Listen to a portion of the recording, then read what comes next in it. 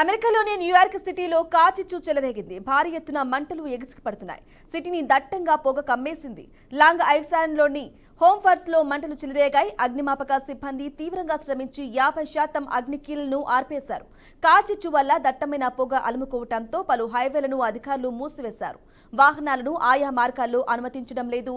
హోమ్టన్లోని ఉదయం 4 చోట్ల ఎగిసిపడ్డ మంటలు మధ్యాహ్నానికి మోరిచెస్, ఈస్ట్ పోర్ట్, వెస్ట్ హోమ్సన్ సహా పలు ప్రాంతాలకు వ్యాపించాయి. ఈ ప్రమాదంలో 2 వాణిజ్య భవనాలు పూర్తిగా కాలిపోయాయని అధికారులు వెల్లడించారు. ఇక అదృష్టవశాత్తు నివాస సముదాయాలకు నిప్పంటుకోలేదని, ఎలాంటి ప్రాణనష్టం జరగలేదని అధికారులు తెలిపారు. ఇక కాచిచ్చుతో సిటీలోని పలు ప్రాంతాలను పొగ కమ్మేయడంతో న్యూయార్క్ గవర్నర్ ఆయా ప్రాంతాల్లో ఎమర్జెన్సీ ప్రకటించారు.